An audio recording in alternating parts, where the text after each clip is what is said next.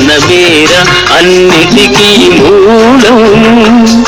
ఆ ధనము విలువ తెలుసుకొనుట మానవ ధర్మం. ధనమేర అన్నిటికీ మూలం. మానవుడే ధనమన్నది సృజించెనురా, దానికి తానే తెలియని దాసుడాయరా. ధనలక్ష్మిని అదుపులోన పెట్టిన వాడే, ధనలక్ష్మిని అదుపులోన పెట్టిన వాడే గుణవంతుడు, బలవంతుడు, భగవంతుడురా. ఉన్ననాడు తెలివి కలిగి పొదుపు చేయరా, లేని నాడు ఒడలు వంచి కూడబెట్టరా.